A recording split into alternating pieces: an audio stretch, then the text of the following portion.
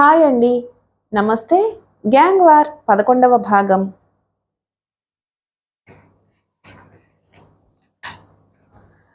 కరీముల్లా 6 అడుగుల పొడవు, కండలు తిరిగిన శరీరంతో చూడగానే భయం గొలిపేలా ఉండే ఒక జెయింట్. అతనికి 9 తమ్ముళ్లున్నారు. వాళ్లే అతని ప్రధాన బలం. చక్రవర్తిది ఆర్గనైజర్ గ్యాంగ్ అయితే కరీముల్లాది ఒక రౌడీ ముఠా. ఆ అర్ధరాత్రి 12 గంటలకి తన బెడ్రూంలో కూర్చుని ఒంటరిగా విస్కీ తాగుతూ అరగంట క్రితం తనకు అందిన రహస్య వర్తమానం వివరాలు మననం చేసుకుంటున్నాడు కరీముల్లా. చక్రవర్తి గ్యాంగు మనుషులు ముస్తాక్ చంటీలను చంపించింది తనే అని చక్రవర్తి అనుమానిస్తున్నాడట. అందుకు ప్రతీకారం తీర్చుకుంటానని ఆ డేర్ డెవిల్ సామంత్ ఛాలెంజ్లు గట్రా చేశాడట. ఆ వార్త తన మనిషి మోసుకొచ్చిన దగ్గర నుంచి నిద్రపట్టడం లేదు కరీముల్లాకి. నిజానికి చక్రవర్తి గ్యాంగ్లో మాన్స్టర్గా పేరు పొందిన ముస్తాక్ను ఎవరో గమ్మత్తుగా చంపేశారని తెలిసినప్పుడు ఆనందమే కలిగింది. 2 రోజులు గడవకుండానే అదే దారిలో చంటి కూడా మర్డర్ చేయబడినప్పుడు ఆనందం స్థానంలో ఆలోచన కలిగింది. ఎవరు? చక్రవర్తి వంటి సీజన్డ్ గ్యాంగ్స్టర్తో కోరి శత్రుత్వం తెచ్చుకుంటున్న ఆ అభాగ్యుడు ఎవరా అని జాలిపడ్డాడు కూడా. సడన్గా అది తనే అని చక్రవర్తి భావిస్తున్నాడు అని తెలియగానే ఒళ్లంతా కారం రాసినట్టు చిమచిమలాడడం ప్రారంభించింది. చక్రవర్తికి ఆ అనుమానాన్ని కలిగించింది ఎవరో గాని అతను దాన్ని గనక నమ్మి ప్రతీకారం తీర్చుకోవడానికి ప్రయత్నిస్తే అతను సృష్టించే మరణహోమం నుంచి తనను తాను రక్షించుకోవడానికి కూడా తన బలగం కానీ సరిపోదు. ఏం చేయాలి? ఈ పరిస్థితిలో నుంచి ఎలా బయటపడాలి? ఉక్కిరిబిక్కిరవుతున్నాడు కరీముల్లా. ఎందుకైనా మంచిదని తన తమ్ముళ్ళందరినీ అలర్ట్ చేశాడు. ఎవరిని ఇల్లు దాటి బయటికి రావద్దని హుకుం చేశాడు. తన ముఠా మనుషుల్ని ఆయుధాలతో తన అడ్డా ముందు రెడీగా ఉంచాడు. ఒకవేళ చక్రవర్తి గ్యాంగ్ దాడి చేస్తే ఎలాగూ తాము బ్రతకలేరు. చచ్చేలోగా సాధ్యమైనంత మంది చక్రవర్తి మనుషుల్ని చంపాలన్నదే అతడి నిశ్చయం. అంత ఆందోళనలోనూ ఒకే విషయం అతన్ని ఆశ్చర్యపరుస్తుంది. చక్రవర్తి మనుషులని తెలిస్తే పోలీస్ డిపార్ట్మెంట్ కూడా అనవసరంగా చెయ్యి వేయదు. అటువంటి కీర్తిగల గ్యాంగు మనుషుల్ని జంతువుల్లా వేటాడి ప్రాణం తీసిన సాహసి ఎవరు? ఏమి ఆశించి వారి హత్యలు చేశారు? ఆలోచనలతో అతను కొట్టుమిట్టాడుతూ ఉండగానే చెవులు గింగుర్లెత్తేలా ఫోన్ మోగసాగింది. ఆదిరిపడి దానికేసి తిరిగాడతను. అర్ధరాత్రి దాటిన తర్వాత తనకి ఫోన్ చేస్తున్నది ఎవరు? వణుకుని నిలవరించుకోవడానికి ప్రయత్నిస్తూ చెయ్యి చాచి రిసీవర్ అందుకున్నాడు కరీముల్లా. కరీం! ఖంగుమంది ఓ కంఠం. ఒక క్షణం కరీముల్లా గుండె కొట్టుకోవడం ఆగినట్లు ఫీల్ అయ్యాడు. చక్రవర్తి సాబ్, మీరా? బలహీనంగా మారిన కంఠంతో అన్నాడతను. నీతో మాట్లాడాలి కరీం. నిర్వికారంగా వినపడింది ఫోన్లో చక్రవర్తి గొంతు. మాట్లాడండి సాబ్, వినయంగా అన్నాడు కరీముల్లా. ఫోన్లో కాదు, నువ్వు నా మ్యాన్షన్కి మరో 2 గంటల్లో రావాలి. సాబ్! అనుమానం మెరుపులా మెరిసింది కరీముల్లా మనసులో. చిన్నగా వినపడింది చక్రవర్తి నవ్వు. డోంట్ వరీ కరీం, నీకు ఏ విధమైన హాని తలపెట్టడం నా అభిమతం కాదు. నీతో ఒక ముఖ్యమైన విషయం మాట్లాడాలి అంతే. తడబడ్డాడు కరీముల్లా. చచా, అలానే ఆలోచించే రకం కాదు సాబ్ నేను. ఇలా వేళకాని వేళ మీరు ఫోన్ చేయటం నమ్మలేకపోతున్నాను. తన మనసులోని భావాలు గొంతులో నుంచి బయటికి దుమకకుండా కంట్రోల్ చేసుకుంటూ అన్నాడు కరీముల్లా. నీ ఉద్దేశం ఏమైనా నీకు ఏ హాని జరగదని నేను హామీ ఇస్తున్నాను. నీకోసం ఎదురు చూస్తూ ఉంటాను. వెంటనే బయలుదేరిరా. కరీముల్లా సమాధానం చెప్పేలోగా ఫోన్ క్రెడిల్ చేసిన చప్పుడైంది. తన మీద ప్రతీకారం తీర్చుకోవాలి అని నిర్ణయించుకున్న చక్రవర్తి అర్ధరాత్రి దాటిన తర్వాత కలుసుకోవాలి రమ్మని ఫోన్ చేయడం అర్థం కాని పజిల్లా ఉంది. ఈ ఆహ్వానం వెనుక ఏదైనా ఎత్తుగడ ఉందా? తనను ఇంటికి పిలిపించి ప్రాణం తీయాలని చక్రవర్తి సంకల్పించాడా? అదయ్యుండదు. చక్రవర్తి మెంటాలిటీ తనకు తెలుసు. తనను అంతం చేయాలంటే ఇలాంటి చౌకబారు ఎత్తులు వేయవలసిన అవసరం లేదు. నిజంగానే తనతో మాట్లాడాలని చక్రవర్తి భావిస్తున్నాడు. ఆ ఊహ బలపడగానే ఆలస్యం చేయలేదు కరీముల్లా. వెంటనే తన తమ్ముళ్లతో పెద్దాడు యూసుఫ్కి రింగ్ చేశాడు. వద్దు భయ్యా, నువ్వు ఆ కట్మల్ ఇంటికి ఒంటరిగా వెళ్ళొద్దు. నిన్నేమైనా చేస్తే? ఆందోళనగా అన్నాడు యూసుఫ్ ఫోన్లో. ఫిక్ర్ నా కరో మేరీ భాయ్, నాకేం జరగదనే నమ్ముతున్నాను. ఒకవేళ నన్నేమైనా చేయడానికి చక్రవర్తి ప్రయత్నిస్తే ముందుగా వాడి కలేజా చీల్చి రక్తం తాగుతాను. నాకేమైనా అయితే ఆ గ్యాంగ్ అంతు చూడడానికి మీ అందరూ ఉన్నారు. నేను ఫోన్ చేసింది అందుకు కాదు, కేవలం నేను ఎక్కడికి వెళ్తున్నానో చెప్పడానికి. ఎందుకైనా మంచిది మన వాళ్ళందరినీ రెడీ చెయ్యి. ఫోన్ పెట్టేశాడు కరీముల్లా.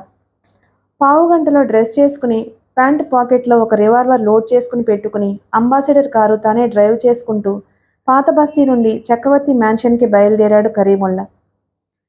చక్రవర్తి మ్యాన్షన్ ముందు కారాగగానే ఇద్దరు చక్రవర్తి మనుషులు ముందుకొచ్చారు. కరీముల్లా కిందకు దిగాడు. మాటలు లేవు. ఒక మనిషి ముందుకు వచ్చి నిలువెల్లా తడిమాడు కరీముల్లాని. రివాల్వర్ చేతికి తగలగానే తీసి ఒకసారి మ్యాగజైన్ ఓపెన్ చేసి పక్కవాడికి అందించాడు. కరీముల్లా నిస్సహాయంగా ఉండిపోయాడు. ఆ ఇద్దరు కరీముల్లాని లోపలికి తీసుకువెళ్లారు. లోపల తన బిజినెస్ రూంలో కూర్చుని ఉన్నాడు చక్రవర్తి. కరీముల్లాని చూసి లోపలికి రమ్మన్నట్టుగా తల ఊపాడు చక్రవర్తి. ఆదాబ్ సాబ్, ఆదాబ్.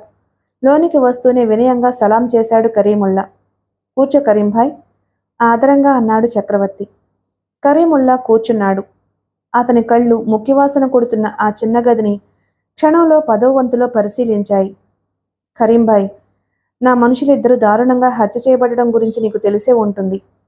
ఉపోద్ఘాతం లేకుండా పాయింట్లోకి వచ్చేశాడు చక్రవర్తి. విన్నాను సాబ్. చాలా దురదృష్టకరమైన సంఘటనలవి. కేర్ఫుల్గా అన్నాడు కరీముల్లా. అందుకు నువ్వు కారణమని గ్యాంగులో కొంతమంది అనుమానిస్తున్నారు కరీంభాయ్. యా అల్లా, ఏ ఝూట్ హై సాబ్, బరాబర్ ఝూట్. నేను నీ మనుషుల మీదకి కత్తి ఎత్తడం కలలో మాట. మీరు నమ్మారా సాబ్? నమ్మకం సంగతి తరువాత. నిజం తెలుసుకోవాలని నిన్ను పిలిపించాను. చూడు కరీంభాయ్, నీ మాల్ మా సామంతు లూటీ చేశాడు, అది తప్పే. ఒకవేళ అందుకు ప్రతీకారంగా నువ్వు మా ముస్తాక్ని చంటిని మర్డర్ చేయించి ఉంటే చెల్లుకు చెల్లు అయిపోతుందని ఎక్కడితో సరిపెట్టేసుకుందాం. లేదంటే ఇద్దరం బలాబలాలు చూసుకోవలసి రావచ్చు. సాబ్, భయమో కంగారు మేళవించిన కంఠంతో అన్నాడు కరీముల్లా. అల్లా మీద ప్రమాణం చేసి చెబుతున్నాను, ఆ మర్డర్లకి నాకు ఎటువంటి సంబంధము లేదు సాబ్. నా మాల్ని మీ బేటా చోరీ చేశాడని బాధపడ్డానే తప్ప కక్ష కట్టలేదు. ఏ సభాయ్ సాబ్, మీతో విరోధం కొని తెచ్చుకునేటంత మూర్ఖుల్లా కనబడుతున్నాను నేను సాబ్. చక్రవర్తి పరీక్షగా కరీముల్లా కళ్లల్లోకి చూశాడు. కరీముల్లా క్రిమినల్ కావచ్చు. తన స్వలాభం కోసం నిజాయితీపరులైన ఆఫీసర్లను సజీవంగా గోతులు తీసి పూడ్పించి ఉండొచ్చు. కిరాయికి మతఘర్షణలు రగిలించి ఎంతోమంది అమాయకులైన స్త్రీలను పాడు చేయించుండొచ్చు. గృహదహనాలలో ముక్కుపచ్చలారని పసివాళ్లను బూడిద కుప్పలుగా మార్చి ఉండొచ్చు. అమాయకులైన ఆడపిల్లల్ని మోసగించి వేశ్యాగృహాలలో అమ్మేసి ఉండొచ్చు. కానీ అతనికి కూడా ఒక పద్ధతి ఉంది. అండర్వరల్డ్ క్రిమినల్స్లో ఉండే నిజాయితీ ఉంది. అందుకే ఆ క్షణమే అతను నిజం చెప్తున్నాడు అని చక్రవర్తి గ్రహించాడు. అయితే నా మనుషుల్ని ఎవరు మర్డర్ చేయించుంటారు? కరీముల్లా తలమీదుగా శూన్యంలోకి చూస్తూ సాలోచనగా అన్నాడు. ఆ విషయమే అర్థం కాక నేను బుర్ర బద్దలు కొట్టుకుంటున్నాను సాబ్. ఈ స్టేట్లో మీకు వ్యతిరేకంగా మరొకడు మీ మనుషుల మీదకి కత్తి తీయడం నా ఊహకి కూడా అందడం లేదు. చక్రవర్తి తలపంకించాడు. అచ్చా కరీంభాయ్, మా సామంతు దుడుకుతనంతో నీ సరుకు అడ్డుకుని నీకు నష్టం కలిగించినందుకు నాకు చాలా బాధగా ఉంది. భవిష్యత్తులో మళ్ళీ అలా జరగకుండా చూసుకుంటాను నేను. ఎంత మాట సాబ్, మీకు తెలియకుండా అలా జరిగి ఉంటుందని ఆ రోజు నేను అనుకున్నాను. నేనెప్పుడూ మీ మంచినే కోరతాను తప్ప. చెయ్యెత్తి వారించాడు చక్రవర్తి. కరీంభాయ్, నీది వ్యాపారమే, నాది వ్యాపారమే. అందుకే నీ నష్టం గురించి నీకు ఎంత బాధగా ఉంటుందో నాకు తెలుసు. నువ్వు పోగొట్టుకున్న సరుకు 2-3 రోజుల్లో నీ దగ్గరకు చేరుకుంటుంది. నిన్ను నమ్మిన నేను ఈ మాట ఇస్తున్నాను. చక్రవర్తి సాబ్, ఈ దందాలో సాటి బిజినెస్ మ్యాన్ని, అందున మీలాంటి వారిని నేనెప్పుడు ఢీకొట్టను. మీకు ఈ అనుమానం కలిగినందుకే నేను బాధపడిపోతున్నాను. నువ్వు నాకు చిన్న సాయం చేయాలి కరీంభాయ్. చెప్పండి సాబ్, ప్రాణపదంగా ఎంచుకుని చేస్తాను. మరేమీ లేదు. మా వాళ్లను మర్డర్ చేసేందుకు ఎవరికి అవకాశం ఉందో నీ సర్కిల్లో నువ్వు ఆరా తీయించు. That's all. ఠీక్ హై సాబ్, నేను ఈ క్షణం నుంచి ఆ పనిలో ఉంటాను. ఖుదా హఫీజ్. లేచి నిలబడ్డాడు కరీముల్లా. అతన్ని గేటు వరకు సాగనంపారు చక్రవర్తి మనుషులు. అతను కారెక్కిన తర్వాత అతని చేతికి రివాల్వర్ అందించాడు ఒకతను. కరీముల్లా కారు స్టార్ట్ చేశాడు. కరీముల్లాని బయటకు సాగనంపిన 2 నిమిషాల తరువాత పాషా చక్రవర్తి గదిలోకొచ్చాడు.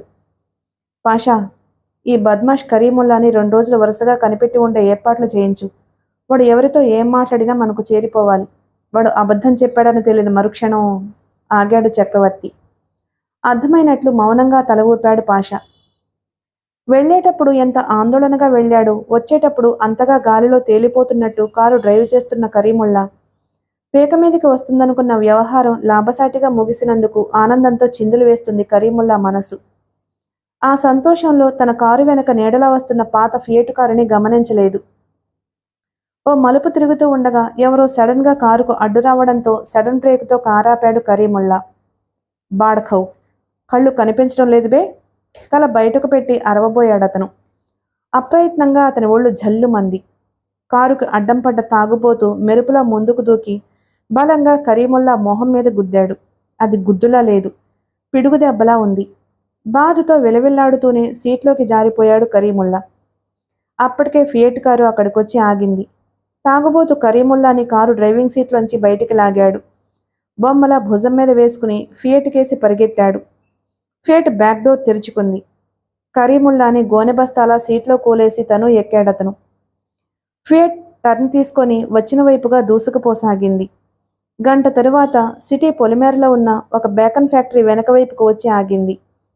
ఫియట్లోంచి ఇద్దరు కిందకు దిగారు. కరీముల్లాని సాయం పట్టి ఫ్యాక్టరీ గోడ వరకు మోసుకొచ్చారు. నందు, నేను పైకెక్కుతాను, వీడిని నాకు అందించు. ఆ ఇద్దరిలో ఒకడు కార్తీక్ అన్నాడు. అలాగే అన్నట్లు తల ఊపాడు నందగోపాల్. కరీముల్లాను ఇద్దరూ గోడ దాటించి ఫ్యాక్టరీ బిల్డింగ్ దగ్గరకు తీసుకుపోయారు. డబుల్లాకు చేయబడ్డ తలుపును వదిలి కిటికీల మీద దృష్టి మళ్లించాడు నందు. 10 నిమిషాలు కష్టపడగానే తెరుచుకుంది ఒక కిటికీ రెక్క. కరీముల్లాని బిల్డింగ్లోకి తీసుకుపోయారిద్దరు. 3 భాగాలుగా విభజించబడి ఉంది ఆ భవనం. ప్యాకింగ్, పార్సలింగ్ సెక్షన్లు దాటిన తర్వాత ఉంది అతి పెద్ద ఏసీ రూమ్. ఏసీలు నిర్విరామంగా పనిచేస్తున్నట్లు ఝంకారం వినబడుతుంది. ఆ గదిలోనే జంతువుల్ని చంపి వాటి మాంసం ఎముకలు లేకుండా వేరు చేసి నిల్వ ఉంచుతారు. ప్రతిరోజు ఆ మాంసం పాలిథిన్ బ్యాగుల్లో ప్యాక్ చేయబడి ఏసీ వ్యాన్ల ద్వారా రవాణా చేయబడుతుంది. ఏసీ రూమ్ తలుపు తెరవడం కష్టం కాలేదు నందుకి. చల్లటి గాలి వారిని ఆహ్వానించింది. ఆ విశాలమైన గదుల్లో నీలం రంగు బల్బులు వెలుగుతున్నాయి. సీలింగ్ నుంచి వేళ్లాడుతున్నాయి రకరకాల గొలుసులు. వాటి చివర్ల కొక్కేల వంటివి బిగించబడి ఉన్నాయి. వాటిలో కొన్ని కొక్కేలకి చర్మం పూర్తిగా తీయబడ్డ గొర్రెల కళేబరాలు వేళ్లాడుతున్నాయి. ప్రతి గొలుసు ముందు ఒక టేబుల్, మాంసం నరికే దిమ్మ ఉన్నాయి. కార్తీక్ కరీముల్లాని ఒక టేబుల్ మీద పడుకోబెట్టాడు. నందు దెబ్బకు దిమ్మెరిపోయి స్పృహ తప్పిన కరీముల్లా ఏసీ గదిలోని చల్లటి వాతావరణానికి వెంటనే తెలివి తెచ్చుకున్నాడు. కళ్ళు తెరవగానే తను ఎక్కడ ఉన్నాడో అర్థం కాలేదు. అర్థం కాగానే అదిరిపాటుతో టేబుల్ మీద లేచి కూర్చుని కళ్ళు చికిలించి గదంతా చూశాడు. అతనికి కాస్త దూరంలో నిలబడి కనిపించాడు కార్తీక్. మత్తు వదిలిపోయినట్లు చటుక్కున టేబుల్ మించి కిందకి దూకాడు కరీముల్లా. ఎవడిబే నువ్వు? నన్ను ఎక్కడికెందుకు తీసుకొచ్చావు? చేతిని ప్యాంటు పాకెట్ మీదకి పోనిస్తూ అరిచాడు కరీముల్లా. కబేళాకి జంతువుల్ని ఎందుకు తీసుకొస్తారో నీకు తెలియదా కరీముల్లా? తాపీగా అన్నాడు కార్తీక్. బద్మాష్ కే బచ్చే, నేను జంతువులో కనబడుతున్నాను బే? అవును కరీముల్లా, నిదానంగా కదలకుండా అన్నాడు కార్తీక్. మానవ రూపంలో ఉన్న క్రూర జంతువి నువ్వు. నీ ప్రాణం తీయడానికే నేను ఇక్కడికి తీసుకొచ్చాను. అది నీ తరం కాదు బే సువ్వర్. నేనే నీ ప్రాణం తీస్తాను. అరుస్తూ రివాల్వర్ బయటకు లాగాడు కరీముల్లా. అది తేలిగ్గా ఉన్నట్టు అనిపించి అనుమానంగా చూశాడు. అందులో బుల్లెట్స్ లేవు కరీముల్లా. అది నీకు ఉపయోగపడదు. రివాల్వర్ విసిరి కొట్టాడు కరీముల్లా. లఫంగి! కరీముల్లా సైతానికి ప్రతిరూపం బే. ఈ ఇనుప ముక్కల కంటే భయంకరమైన చేతులు బేనావి. అంత తేలిగ్గా నిన్ను వదిలిపెట్టను. ఆ బాడ్ఖవ్ చక్రవర్తి నమ్మించి దెబ్బతీసినందుకు ప్రతిఫలంగా నీ శవాన్ని వాడికి కానుకగా పంపుతాను బే. బాస్ దిమ్మ తిరిగిపోవాలి, దమ్ముంటే కాచుకో. ఎలుగొడ్డులా రంకె వేశాడు కరీముల్లా. Well said. అది మగతనం అంటే. మాట నిలబెట్టుకోవడానికి ప్రయత్నించు. నేను ఒట్టి చేతులతోనే నిన్ను ఎదుర్కొంటాను. కమాన్. కరీముల్లా ఆబూతులా ముందుకు దూకాడు. రక్తం గడ్డకట్టించే ఆ ఐస్ రూంలో ఇద్దరి మధ్య మొదలైంది భయంకర పోరాటం. కరీముల్లా బలవంతుడే. కార్తీక్ వంటి ఇద్దరిని నిలువునా విరగదీయగల శక్తివంతుడే. కానీ అతనిది మొరటి పోరాటం. కార్తీక్ది మెలకువ తెలిసిన పోరాటం. కరీముల్లాకి స్పృహ రాగానే బయటకు వచ్చేశాడు నందగోపాల్. డోరు దగ్గర నిలబడిన అతనికి ఏసీ రూంలోని శబ్దాలు, కరీముల్లా ఆర్తనాదాలు వినబడుతున్నాయి. అరగంట భీకరమైన పోరాటం జరిగింది ఇద్దరి మధ్యాను. కరీముల్లా అరుపులు మూలుగులుగా మారాయి. క్రమంగా అవి కూడా వినిపించకుండా పోయాయి. మరో 10 నిమిషాల తరువాత కార్తీక్ బయటకొచ్చాడు. దుస్తులు నలిగి చిరిగి అక్కడక్కడ చిన్న చిన్న గాయాలయ్యాయి అతనికి. కానీ మొహంలో విజయోత్సాహం. పద. నందగోపాల్ భుజం మీద చెయ్యి వేశాడతను. ఇద్దరూ నిశ్శబ్దంగా వచ్చిన దారినే వెనక్కి బయలుదేరారు. ప్రతిరోజు ఉదయం 6 గంటలకి నిమిషం అటూ ఇటూ కాకుండా రావడం అలవాటు శర్మకి. పుట్టింది బ్రాహ్మణ పుట్టుక, చేసేది మాంసం ఫ్యాక్టరీలో సూపర్వైజర్ ఉద్యోగం. ప్రతిరోజు గొర్రెల్ని పందుల్ని కైమా చేయించి ప్యాకింగులు చేయించి ఆ ఉద్యోగమే శర్మ కుటుంబానికి ఆధారం. డోరు తెరుచుకుని లోపలికి అడుగుపెట్టాడు శర్మ. పగలు రాత్రి అన్న భేదం లేకుండా నీలిరంగు లైటులు వెలుగుతూ ఉండాలి ఆ ఏసీ గదిలో. కానీ అవి వెలగడం లేదు. చలిలో శరీరం గడ్డకట్టుకుపోతున్నట్టుంది. హాలులో గొలుసుల కొక్కేలకు వేళ్లాడదీసిన గొర్రెలు పందులు అస్పష్టంగా కనబడుతున్నాయి. శర్మ పక్కనే ఉన్న స్విచ్ బోర్డును తడిమి లైట్ స్విచ్ వేశాడు. టక్కుటక్కున వెలిగాయి నీలి లైట్లు. ఈసారి గమ్మత్తుగా కనపడసాగింది ఏసీ గది. మెల్లగా తిరిగాడు శర్మ. ఆ లేత వెలుగులో ఒక గొలుసుకి వేళ్లాడుతూ కనబడిన కళేబరాన్ని చూడగానే అతని ప్రయత్నం లేకుండానే అతడి నోటి నుంచి బయటికి వచ్చింది ఓ వెర్రి కేక. కడుపులో తిప్పినట్లయి అప్రయత్నంగా వాంతి చేసుకున్నాడు శర్మ. శరీరం ఆకులా వణికిపోతుంది. కాళ్ళు పట్లు వదిలేసినట్లు అనిపిస్తున్నాయి. తలెత్తి చూడాలంటే ధైర్యం చాలడం లేదు. జంతువుల కళేబరాల మధ్యనే ఎప్పుడూ కాలం గడిపే శర్మకు సైతం ఆ దృశ్యం భయంకరంగా అనిపించింది. నిలవరించుకుంటూ తలెత్తి కనురెప్పల కింద నుంచి భయం భయంగా చూశాడు. చర్మం తీసివేయబడి తల్లక్రిందులుగా వేళ్లాడుతుంది. గొర్రెల కళేబరానికి మధ్యన ఒక గొలుసు కొక్కానికి వేళ్లాడుతుంది ఒక మానవ దేహం. శరీరం అంతా పిండి ముద్దలా మారినట్టు గోనె బస్తాలా వేలాడుతుంది. ఆ శరీరం కింద రక్తం కారి చిన్న మడుగులా ఏర్పడింది. తన సర్వీస్లో ఈ బేకన్ ఫ్యాక్టరీలో అటువంటి దృశ్యాన్ని ఎప్పుడూ చూడలేదు శర్మ. పరుగు పెడుతున్నట్లు ఆఫీస్ గదిలోకి వచ్చి పడ్డాడతను. ఫోన్ కనబడగానే రిసీవర్ ఎత్తి గబగబా రింగ్ చేశాడు. అతను ఫోన్ చేసింది పోలీస్ స్టేషన్కి కాదు, చక్రవర్తికి. ఆ గదిలో వాతావరణం తుఫాను ముందు ప్రశాంతతలా ఉంది. నిద్రలేని చక్రవర్తి కళ్ళు చింతనిప్పుల్లా ఉన్నాయి. తన నేర జీవితంలో అతను ఎంతవరకు ఎదుర్కోని విచిత్ర సంఘటనలు అతన్ని ఎంతగా ఉక్కిరిబిక్కిరి చేస్తున్నాయంటే ఆలోచించడానికి మెదడు కూడా అతనికి సహకరించడం లేదు. 2 గంటల క్రితమే అతనికి బేకన్ ఫ్యాక్టరీ సూపర్వైజర్ ఫోన్ అందింది. అతను చెప్పిన వాత వినగానే పాషా తన బలగంతో ఫ్యాక్టరీకి వెళ్ళాడు. ఆ రోజు ఫ్యాక్టరీకి సెలవుగా ప్రకటించి వర్కర్స్ని వెనక్కి పంపించేసిన తరువాత ప్రిజర్వేషన్ రూమ్లోని శవాన్ని చూశాడు పాషా. అతని గుండె జారిపోయింది. ఆ శవం కరీముల్లాది కావడం మాత్రమే కాదు అందుకు కారణం. అతన్ని హత్య చేసిన విధానం. కేవలం చేతులు మాత్రమే ఉపయోగించి కరీముల్లా శరీరాన్ని మైదా ముద్దలా మార్చేశాడు హంతకుడు. ఎనుబోతులాంటి కరీముల్లా బలిసిన పందిలా గొలుసుకు వేళ్లాడుతూ ఎంత భయంకరంగా కనిపించాడు. ఎందుకైనా మంచిదని ఆ దృశ్యాన్ని ఫోటోలు తీయించి శవాన్ని రహస్యంగా అక్కడి నుంచి తీయించివేసే ఏర్పాట్లు చేయించి తను వెంటనే మ్యాన్షన్కి తిరిగొచ్చాడు. ఇలా కంటికి కనపడకుండా దెబ్బతీస్తున్న శత్రువుల్ని ఎలా ఎదుర్కోవాలో చక్రవర్తికి తెలియదు. వెంటనే మరోసారి తమ లెఫ్టినెంట్లను అత్యవసర సమావేశానికి ఆహ్వానించాడతను. చక్రవర్తిని కలవరపెడుతున్నది కరీముల్లా హత్య కంటే నిన్న రాత్రి మీటింగ్ అయిన క్షణం నుంచి సామంత్ కనబడకపోవడం. ఈ హత్య సామంత్ చేయించుంటాడేమోన్న అనుమానం కూడా కలిగింది. కానీ సామంత్ స్టైల్ ఆఫ్ కిల్లింగ్కి కరీముల్లా హత్య పూర్తిగా విరుద్ధంగా ఉంది. అందుకే సామంత్ అందుకు కారణమని ఊహించలేకపోయాడు చక్రవర్తి. కానీ అతనికి చూచాయిగా తెలుస్తుంది, తనకే తెలియకుండా తన సామ్రాజ్యానికి బలమైన పోటు పడుతుందని. ఎవరో తన మీద కక్ష కట్టి తెలివిగా తనని దెబ్బతీస్తున్నారని. కానీ తన మీద కక్ష కట్టిన వారు ఎవరై ఉంటారు? ఎవరికుంటుందా అవసరం? మరో గంట తరువాత కరీముల్లా డెడ్ బాడీ ఫోటోలు చక్రవర్తి ముందుకొచ్చాయి. చాలా బాధాకరమైన మరణం కరీముల్లాది అని అతని శవం చూడగానే అర్థమైంది. అతని దృష్టి మరోసారి ఫోటో మీద దీక్షగా ప్రసరించింది. కరీముల్లా శవం కింద రక్తపు మడుగులో గీయబడి కనబడుతుంది. అది ఏదో చిహ్నమో లేక గుర్తో. ఆ ఫోటోలో ఆ ఏరియాను వెంటనే డెవలప్ చేయించమని ఆజ్ఞాపించాడు చక్రవర్తి. బేకన్ ఫ్యాక్టరీలో ఆ గది అప్పటికే శుభ్రపరచబడి ఉంటుంది. ఈ శవాన్ని చూసిన శర్మను పాషా హ్యాండిల్ చేస్తున్నాడు. ఫోటోలు డెవలప్ చేయబడి చక్రవర్తి ముందుకొచ్చాయి. ఈసారి గుర్తు స్పష్టంగా కనపడసాగింది. ఏదో పువ్వు లాంటిది రక్తంలో గీయబడిన ఆ గుర్తు. అటువంటి గుర్తును మాఫియాలో ఎప్పుడూ చూడలేదు చక్రవర్తి. అది హంతకుడు స్వయంగా గీసింది అని నిర్ధారణలోకి రాగానే ఆ గుర్తుకి హంతకుడికి తప్పకుండా సంబంధం ఉంటుంది అన్న భావం అతనిలో బలపడసాగింది. దాంతోపాటే అర్థం కాని భయం కూడా మెల్లగా మనసులో గూడు కట్టుకోవడం ప్రారంభించింది. సరిగ్గా అదే సమయంలో మరో చోట పాత బస్తీలోని తమ అడ్డాలో సమావేశమయ్యారు కరీముల్లా తమ్ముళ్ళు. ఇంకా కరీముల్లా అడ్డాకి రాలేదంటే దానికి అర్థం ఒక్కటే, కరీముల్లా ఈ లోకంలో లేడు. భాయి లోగ్. కరీముల్లా తర్వాత పెద్దోడు అయిన యూసఫ్ తన తమ్ముళ్లను సంబోధించాడు. బడే భయ్యా వెళ్ళేటప్పుడే నాకు అనుమానం వచ్చింది. అందుకే వెళ్ళొద్దని మరీ చెప్పాను, వినిపించుకోలేదు. ఫలితంగా చక్రవర్తి లుచ్చాగాడు మన భయ్యాని ఖతం చేశాడు. మనం చీమల్లాంటి వాళ్లమని, తనను ఏమీ చెయ్యలేమని ఆ చక్రవర్తి ధీమా. నిజంగా మనం చక్రవర్తిని ఎదుర్కోలేని చీమలమే కాని, పగబడితే చీమలు కూడా పాములవుతాయని చక్రవర్తికి తెలియచేయాలి. భయ్యా ప్రాణం తీసిన ఆ లుచ్చా గ్యాంగ్ను సర్వనాశనం చేయాలి. ఏమంటారు? అందరికంటే ఆఖరి తమ్ముడు అక్రమ్ లేచాడు. ఇంకా ఆలోచన దేనికి భయ్యా? వరుస పెట్టి వారి అడ్డాలన్నీ నేలమట్టం చేసేద్దాం భయ్యా.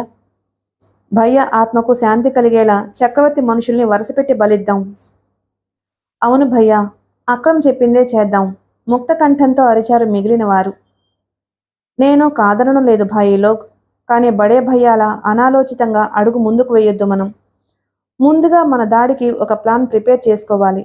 దాని ప్రకారం చక్రవర్తి ఊహకి అందకు ముందే మన దెబ్బ పడిపోవాలి. మీ ఇష్టం భయ్యా, ఇక మీదట నువ్వే నాయకుడివి. అచ్చా, ముందు మన దగ్గర ఆయుధాలు ఏమాత్రం ఉన్నాయో చూడండి, ముఖ్యంగా గ్రెనేడ్లు. మన ముఠా మనుషుల్ని అందరినీ దగ్గరకు చేర్చండి. చక్రవర్తి అడ్డాల మీద నిఘా వేయించండి. సరైన సమయం చూసి వాడు తేరుకోలేని దెబ్బ కొడదాం. సంజే? ఠీక్ భయ్యా, ఠీక్ హై, అందరూ ఆమోదించారు. యూసఫ్ పెద్దగా పెరిగిన తన గడ్డాన్ని సవరించుకున్నాడు. అల్లాకి కసం చక్రవర్తి, మా ప్రతీకారం ఎలా ఉంటుందో రుచి చూడడానికి రెడీగా ఉండు, కసిగా అన్నాడు. సిగరెట్ వెలిగించుకున్నాడు శంతన్ కుమార్. అతనికి అలసటగా ఉంది. డ్రగ్ ట్రాఫికింగ్ కంట్రోల్ చేసి పూర్తిగా నిరోధించటం కోసం తనను ప్రత్యేకంగా ఇక్కడికి డిప్యూట్ చేయించిన తన కృషి వల్ల ఫలితం నామమాత్రంగానే కనబడుతుంది. డ్రగ్స్ని లోకల్గా డిస్ట్రిబ్యూట్ చేసే వాళ్లలో చక్రవర్తిది పెద్ద వ్యాపారమని తెలుసు గాని అతని సోర్సెస్ తెలియటం లేదు. కరీముల్లా లాంటి చిన్న చిన్న డ్రగ్ డీలర్స్ మీద కూడా నిఘా ఉంచాడు అతను. కానీ అందువల్ల కూడా చెప్పుకోదగ్గ ఫలితమేమీ కానరాలేదు. అయినా శంతన్ తొందరపడడం లేదు. మాఫియాతో డీల్ చేసేటప్పుడు ఎంతో సహనం కావాలని అతనికి బాగా తెలుసు. అందుకే అనుమానం ఉన్న వాళ్ళందరి చుట్టూ వలలు పన్ని వెయిట్ చేస్తున్నాడు. ఫోన్ మోగింది. శంతన్ ఎత్తాడు. ఒక నిమిషం ఫోన్లో వచ్చిన మెసేజ్ వినగానే అతని కనుబొమలు చిత్రంగా ముడిపడ్డాయి. ఫోన్ పెట్టేసి లేచి నిలబడ్డాడు. ఇప్పుడు ఫోన్ చేసింది కరీముల్లా అడ్డా ముందు మఫ్టీలో నిఘా ఉంచిన ఒక ఇన్స్పెక్టర్. కరీముల్లా నిన్న అర్ధరాత్రి దాటిన తర్వాత కారులో ఎక్కడికో పోయాడట. ఇంతవరకు తిరిగి రాలేదు. అతని తమ్ముళ్ళందరూ అడ్డాలో రహస్యంగా సమావేశం జరుపుతున్నారట. అది కాదు అతనిలో అనుమానం కలిగించింది. అంత క్రితమే చక్రవర్తి మాన్షన్ ముందు తనకు కాపలాగా నియమించిన మరో ఇన్స్పెక్టర్ గత రాత్రి కరీముల్లా ఒంటరిగా చక్రవర్తి దగ్గరకు వచ్చి ఒక పావుగంట ఉండి తిరిగి వెళ్లిపోయాడని చెప్పాడు. ఆ ఇద్దరు డ్రగ్ డీలర్స్ మధ్య సమావేశం జరగడం గురించి ఆలోచిస్తూ ఉండగానే కరీముల్లా తన ఇంటికి చేరలేదని ఇప్పుడు ఈ వార్త వచ్చింది. ఏమైపోయాడు కరీముల్లా? శంతన్ తన జీప్లో బయలుదేరాడు పావుగంట తరువాత. అందరూ నమ్మలేనట్లు చూశారు. అనుమానంతో నిండిన వారి చూపుల్ని భరిస్తూ, ఇది ఎలా జరిగిందో నాకు తెలియదు ఫ్రెండ్స్. నా ఫ్యాక్టరీలోనే జరగడం నా ఊహకి కూడా అంతుపట్టడం లేదు, చిన్నగా అన్నాడు చక్రవర్తి. చక్రవర్తి సాబ్, మీ అబ్బాయి సామంతేడి? ఒక లెఫ్టినెంట్ వెంటనే అడిగాడు. సామంత్, నసిగాడు చక్రవర్తి. నిన్న రాత్రి నుంచి కనబడడం లేదు. అన్ని చోట్లకి కబురు పంపాను. క్షమించండి సాబ్, కరీముల్లా మర్డర్ మీకు తెలియకుండా జరిగుండొచ్చు, కానీ అందులో సామంత్ చేయి లేదంటే మేము నమ్మలేము, సిద్ధప్ప ఖండితంగా అన్నాడు. అవును సాబ్, కక్షలు పెరగకుండా రాజీ చేసుకోవాల్సిన సమయంలో ఇలా పగల్ని రాజుకొనివ్వడం ఏమాత్రమూ శ్రేయస్కరం కాదు. ఈ అనవసరపు హత్యని మేము అంగీకరించాం. నో, ఇది సామంత్ చేయించలేదు. ఎవరో కావాలని నా మీద కక్షగట్టి చేస్తున్న హత్యలివి. ఎలా నమ్మమంటారు సాబ్? నిన్ననే కరీముల్లాని చంపందే వదలనని మీ అబ్బాయి మా అందరి ముందు ప్రతిజ్ఞ చేశాడు. మీవాడు కక్షగడితే ఎలా సాధిస్తాడో మాకు తెలుసు. లాయర్ హరిహర్రావు కుటుంబం మీవాడి కక్ష వల్లనే కదా నాశనం చేయబడింది. సాబ్, ప్రశాంతంగా వ్యాపారాలు చేసుకుంటున్న వాళ్ళం మేమందరం. ఇప్పుడు ఇలా అర్థం లేని గొడవల్లోకి దిగి మా కుర్రాళ్ళు కత్తులు పట్టుకుని ప్రాణభయంతో నిద్రలమని తిరగడం మాకు ఇష్టం లేదు. ఇప్పటికే చాలా మించిపోయింది. ఇది మీ కుటుంబ వ్యవహారం, గ్యాంగుకు సంబంధించింది కాదు. అందుకే ఇందులో చేతులు దోచడం మాకు ఇష్టం లేదు. అంటే మీ ఉద్దేశం? మొహం ఎర్రబడగా అన్నాడు చక్రవర్తి. మీ సామంతుని మీరు ఎలా కంట్రోల్ చేసుకుంటారో, ఇంకా ఈ హత్యాకాండలు కొనసాగకుండా ఎలా నిరోధించుకుంటారో అది మీ ఇష్టం సాబ్. మేము ఇందులో జోక్యం కలిగించుకోము, ఫైనల్గా అంటూ లేచి నిలబడ్డాడు సిద్ధప్ప. అతనితో పాటు మిగిలిన వాళ్ళందరూ కూడా లేచి తప్పనట్లు చక్రవర్తికి నమస్కారం పెట్టి మౌనంగా నిష్క్రమించారు. ఆ గదిలో ఒంటరిగా మిగిలిపోయాడు చక్రవర్తి. అతని మనసు లావాలా ఉడుకుతుంది. బలవంతులైన తన సహచరులు తెలివిగా తనకు సహాయపడకుండా తప్పించి తన బలం సగాన్ని హరించి వేశాడు శత్రువు. ఎవరతను? ఎవరా శత్రువు? తనను ఏం చేయాలని అతను ఆశిస్తున్నాడు? అలా ఎన్ని గంటలు కూర్చున్నాడో అతనికే తెలియదు. సాబ్, తల తిప్పాడు చక్రవర్తి. ఏమిటి? విసుగ్గా అడిగాడు. మీకోసం శంతన్ వచ్చాడు, చెప్పాడు పాషా. చక్రవర్తి కనుబొమ్మలు అనుమానంగా ముడిపడ్డాయి. కూర్చోబెట్టొస్తున్నాను సాలోచనగా అంటూ పైకి లేచాడు. హాల్లో పచార్లు చేస్తున్నాడు శంతన్. నమస్తే ఏఎస్పి సాబ్. బలవంతాన పెదాల మీదకి చిరునవ్వు తెప్పించుకున్నాడు చక్రవర్తి. నమస్తే మిస్టర్ చక్రవర్తి, సూటిగా చూస్తూ అన్నాడు శంతన్. తన కళ్ళ ద్వారా గుండె లోతుల్ని కొలిచేవాడిలా శోధిస్తున్న అతని చూపులకి తట్టుకోలేనట్లు తల కిందకు వాల్చి ముందుకొచ్చాడు చక్రవర్తి. వేళగాని వేళ మా ఇంటికొచ్చారు? ప్రత్యేకమైన విశేషం ఏదైనా ఉందా సార్? తల ఊపాడు శంతన్. ఉంది చక్రవర్తి. నాలాగే వేళకాని వేళ మీ ఇంటికి వచ్చిన ఒక వ్యక్తి తిరిగి తిన్నగా తన ఇంటికి చేరుకోలేదని నాకు తెలిసింది. వివరాలు ఏమైనా తెలుస్తాయేమో అని వచ్చాను. మీ మాటలు నాకు అర్థం కాలేదు సాబ్. నేను కరీముల్లా గురించి మాట్లాడుతున్నాను చక్రవర్తి. అతన్ని చూసావా? రాత్రి నేనే నా ఇంటికి పిలిపించాను సాబ్. ఎందుకు? ఏం సాబ్, అలా పిలిపించడం నేరమా? కాదు. మీ ఇంటికి అర్ధరాత్రి దాటిన తర్వాత వచ్చిన కరీముల్లా మళ్ళీ తన ఇంటికి చేరుకోలేదంటే అందులో ఏదైనా నేరం తాలూకు మెలకు ఉండొచ్చని. సారీ సాబ్, నేను కరీముల్లాని ఎందుకు కలుసుకున్నానో మీకు చెప్పనవసరం లేదు. ముఖ్యమైన విషయం తెలుసుకోవడానికి పిలిపించాను. ఆ తర్వాత గౌరవంగా పంపించాను. ఎక్కడికి? పైకా? ఏఎస్పి సాబ్. ఎర్రబారిన కనులతో అరిచాడు చక్రవర్తి. మీరు ఏం మాట్లాడుతున్నారో నాకు తెలియడం లేదు. చక్రవర్తి, కరీముల్లా రాత్రి నిన్ను కలుసుకున్నాడు. అఫ్కోర్స్ మీ ఇంట్లో నుంచి క్షేమంగానే బయటకు వచ్చాడనుకో. ఆ తర్వాత అతను ఏమైపోయాడో తెలియదు. నిశ్చయంగా అతను హత్య చేయబడి ఉంటాడని నేను భావిస్తున్నాను. అందుకు కారణం నువ్వే అని అనుమానిస్తున్నాను. మీ అనుమానాలకి ఆధారాలు లేవు సాబ్. కరీముల్లాని నేను చంపించలేదు. పోనీ ఎవరు చంపించారు? నాకు తెలియదు. ఇదంతా ఎవరో కక్ష కట్టి నా మీద చేయిస్తున్న కుట్ర. చేతనైతే అందుకు కారణం ఎవరో తెలుసుకోండి ఏఎస్పి సాబ్, ఎకసెక్కంగా అన్నాడు చక్రవర్తి. అదే నా ప్రయత్నం చక్రవర్తి. నేను మరో 2 రోజుల్లో వైజాగ్ వెళ్ళిపోతున్నాను. ఈలోగా ఈ హత్యలకు కారకుల్ని పట్టుకు తీరుతాను. అది నువ్వే అయినా మరొకరైనా నా చేతికి చిక్కక మానరు. Good bye. వెళ్ళిపోతున్న శంతనుని చూస్తూ క్షణం ఉండిపోయాడు చక్రవర్తి. తరువాత కర్తవ్యం గుర్తుకొచ్చింది. పాషాని పిలిచి కారు రెడీ చేయమని పురమాయించాడు. చక్రవర్తి అలవాటుగా ఉపయోగించే బ్లూ కలర్ కాంటెసా పోర్టికోలో రెడీగా ఉంది. బ్యాక్ డోర్ తెరిచిపట్టుకున్న పాషాని వారించాడు. డ్రైవింగ్ సీటు కేసి నడుస్తూ చక్రవర్తి, నేను ఒంటరిగా వెళ్తాను పాషా. ఈలోగా సామంత్ ఎక్కడున్నాడో ఆచూకీ తీయించు. ఎక్కి కూర్చుని కారు స్టార్ట్ చేశాడు. కారు కదిలి ముందుకు దూసుకుపోయింది. కాంటెస్సా వీధి మలుపు తిరిగి మెయిన్ రోడ్ ఎక్కగానే అంతవరకు ఆ వీధి చివరన చింత చెట్టు కింద చింకిబొంత పరుచుకుని అడుక్కుంటున్న గుడ్డి బిచ్చగాడు ఆదరాబాదరాగా లేచి బొంత మడిచి గబగబా బయలుదేరాడు కర్ర తాటిస్తూ.